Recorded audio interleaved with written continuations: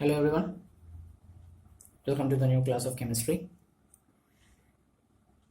In today's class we will discuss about ideal solutions and non-ideal solutions and what are the examples of such solutions and how can we identify or how can we say that a particular type of solution is ideal or non-ideal. Okay, so let's discuss about it. We all are very well aware about the Rolle's law. The Rolle's law states that the vapor pressure of a particular solute or a substance in a solution is directly proportional to the mole fraction or that of that specific component which we take. So on the basis of that, we can say that solutions can be classified on the basis of the Rolle's law, mainly solutions which are in a liquid-liquid property. We can classify them into two categories: ideal solutions and non-ideal solutions. So what is an ideal solution and what is an ideal non-ideal solution? Ideal solutions are that which follow the Rolle's law. Ideal solutions are those which completely follow the Rolle's law. And it can be concluded from this sentence itself that what could be a non-ideal solution. A non-ideal solution is something that doesn't follow our Rolle's law. Okay, so how does it follow or how does it not follow? So bringing to the factor the main things that actually an ideal solution has, other than the following of a Rolle's law, it follows two main properties. One is the energy that is being emitted out by mixing of the pure components. We are discussing here about the binary solutions, substances which has two components only. So the pure components and the enthalpy in such pure components of that solution will be completely zero. That is, delta H mix will be zero, as well as the volume of mixing of such solutions will be zero. That is, V mix will be zero. So how can you say a solution is an ideal solution? Suppose we have a solution with the component A and B. Suppose there are two solutions, there is one solution which has a component A and B. How can we say that it is actually following a Rolle's law, or it has it is actually an ideal solution? See, if a component is actually having components, solution is actually having component A and B, we can say there can be some intermolecular interactions between both of these components or the components itself, right? I mean to say here that the component would have a type of interaction or B type of interaction, or also there would be an interaction category of A, B, which means it could be, if you are taking any one of these as solute and any one of them as solvent, it will have a, suppose A is the solute, then solute interaction. If B is the solvent, then solvent interaction, and solute interaction. So what does an ideal solution tries to depict here is the interactions between solute and the solvent. The total interactions will be near about equal to the total interactions of AB. How much ever the interactions between the particle of the components takes place between A and B and B, it will be near about or nearly equal to the interaction, the intermolecular interaction or the intermolecular force of attraction between the solute solvent. So that's about how we can say a solution is actually an ideal solution, or a solution follows the Rolle's law. If a solution follows the Rolle's law, then we know the graph of the Rolle's law. Suppose if we are drawing in a miniature pattern, then the Rolle's law graph is something like this. If this is the first component and this is the second component, and the mole fraction, we actually take it in the case of vapor pressure to mole fraction. That is how we take the graph of Rolle's law. We had already said that the mole fraction of the second the vapor pressure of the second component is bit higher because the second component could be more volatile than the first component. Okay, so that would be the graph of a Rolle's law following solution. That means an ideal solution will have a graph similar to that of a Rolle's law graph. So some of the examples of such components or such type of solution are N-hexane and heptane solution. This one pair will be an ideal solution. Bromoethane, chloroethane could be an example of ideal solution. Benzene and toluene could be an example of ideal solution. Benzene and toluene. Toluene means benzene with CH3. Benzene we know a cyclic compound. Bromoethane, ethane with bromine. Chloroethane, ethane with chlorine. N-hexane means normal chain hexane. N-heptane means normal chain heptane. Seven carbon structure, normal structure. So that's about the ideal solution, right? So ideal solutions are those which actually have which actually follows the Rolle's law, and it will have the similar forces of interaction, whether it may be solute with solute, solvent with solvent, or solute with solvent. So how it differs from the non-ideal solution? Let's see.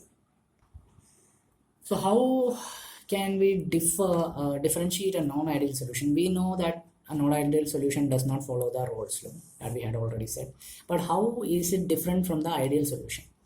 Actually, the Rolle's law differs on the basis of the vapor pressure for the case of the non-ideal solution. If the vapor pressure is high, if the mixture of the solution gives higher vapor pressure, it will have a positive deviation in case of a non-ideal solution, and if it shows a lower vapor pressure, it will show a negative deviation. How? Let's see an example. Suppose we have the same thing which we had taken, same example, component A and B with interactions AA, AB and BB. These are the interactions. Okay. Now, if I say that a particular solution will have a positive deviation, then it means the intermolecular force of interaction between the two different components, say the solute and the solvent, will definitely be lesser or weaker than the one which are same. Means solute-solute, solvent-solvent interactions will be more in comparison to the solute-solvent interaction. And if it happens in that case, then what happens? The solution, the AB, which are different components, they will actually have the ability of showing they will have the ability of showing more vapor pressure. Means the interaction between A and B will be less, means they will have more vapor pressure. If they are having more vapor pressure, it means such type of solutions are easily volatile, can easily evaporate. Okay. Such solutions example has been given. Ethanol acetone is a positive deviation example, and carbon disulfide acetone is also an example of positive deviation. We can understand through the examples. Ethanol we know it's a structure with OH compound, and acetone we know it's a structure of COC pattern. So both of them have the hydrogen bondings, right? So if you are taking the ethanol or if you are taking the acetone, actually the intermolecular force of interaction between the hydrogen bondings actually in each of these substances, every substance, whether you take ethanol, whether you take acetone, each of the substances, the intermolecular attraction will be lesser, right? In comparison, intermolecular attractions will be higher. Intermolecular attractions will be higher in comparison to the mixing of both of them. So what happens? Such type of mixture will have a higher vapor pressure. The vapor pressure gets high because, and what happens if you are taking ethanol and if you are putting acetone into it, the hydrogen bonding which is found in the ethanol will tries to break up, and it will liberate more vapor pressure, and in liberating more vapor pressure, it will give a positive deviation from that Rolle's law. And similar case in case of carbon disulfide and acetone, the carbon disulfide tries to impart more vapor pressure, which shows a higher deviation from the Rolle's law graph. Okay. Similar case happens in a negative deviation. What happens there? The solute solvent interaction or the different molecules interactions are higher in comparison to both other components. Means solute solute interaction and solvent solvent interaction will be less in comparison to the solute solvent interaction. If the intermolecular interactions of both different components are higher, it will liberate less lower pressure. If it liberates less lower pressure, it means such components, the mixture of such components are very less volatile, means they will not evaporate very easily. Let's see it with an example. Phenol and aniline. Phenol, benzene structure with OH, that's phenol. Aniline, benzene structure with NH2. This is what is phenol and aniline. So what happens in phenol and aniline? Phenol has a particular proton donor structure, hydrogen plus, and aniline has a nitrogen which is a lone pair. So what happens? Both of these intermolecular forces get attracted very heavily in comparison to the hydrogen bonding present itself in the phenol or in the aniline. So what happens? Because of this intermolecular force of attraction between these two different components, the component liberates lesser vapor pressure, and it will have the lesser ability to be volatile, right? Same case happens in the case of chloroform and acetone. The chloroform and the acetone, when attracted with each other, the hydrogen bonding of chloroform gets attracted to the hydrogen bonding of acetone, and they both gets attracted in such a way that they liberate lesser vapor pressure and they liberate lesser vapor pressure in comparison to the one which are present inside that particular components. So definitely the graph of the non-ideal solution for a negative deviation will be lower, and the graph of the positive deviation for a non-ideal solution will be higher. So let's see what the graph or how the graph could be made. So these are the two graphs. This graph is for the ideal solution. We know actually the ideal solution has a graph which has one side for the second component's vapor phase and one side for the first component's vapor phase. So if we consider the vapor pressure mole fraction graph, if you consider this graph, there is an x1 written under the mole fraction. So you just wipe it out when you write it in your notes. Okay. So in this case, we know we had studied it earlier. The mole fraction of the first component is a bit higher, and the mole fraction of second component is low, so it will be 0 for second component. First component is higher, so it will be 1. Similarly for the second component. So we know the graph, it's like the mole fraction will be just like this. Actually the graph would be or must be like this. This must be the graph. This is for the vapor pressure and this is for the mole fraction. This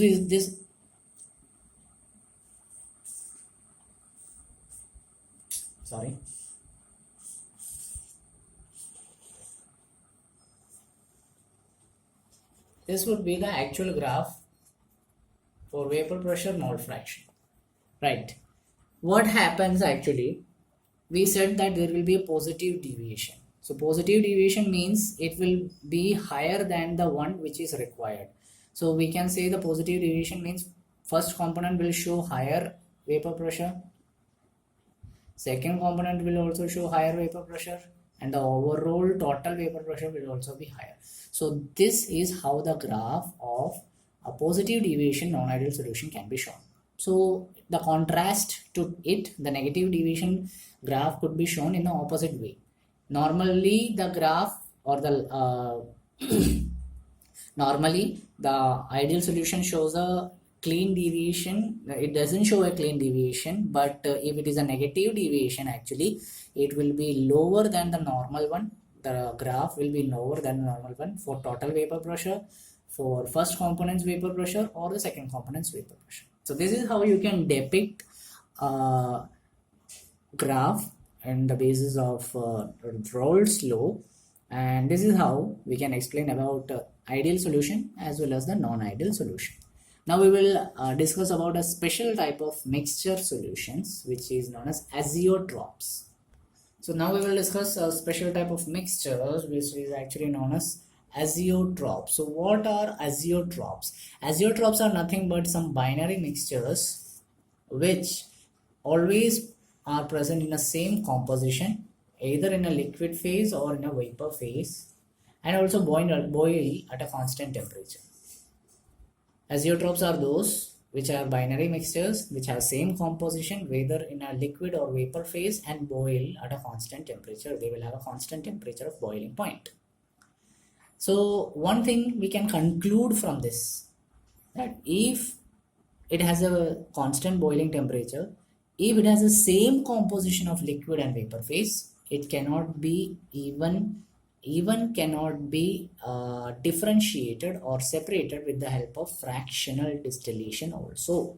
We know that fractional distillation is something that we can separate out two different liquids on the basis of two different boiling points. Like for example, if we are taking a mixture of alcohol and water, alcohol has a boiling point of 80 degree, water has a boiling point of 100 degree.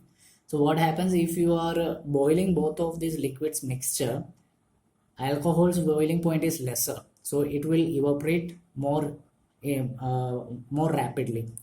In lesser time it will evaporate, so we can separate out the alcohol. Later the water starts to boil, so it will be obtained later. But here it is said that it will be boiling in a constant temperature, so we cannot separate such type of mixtures even with the help of fractional distillation.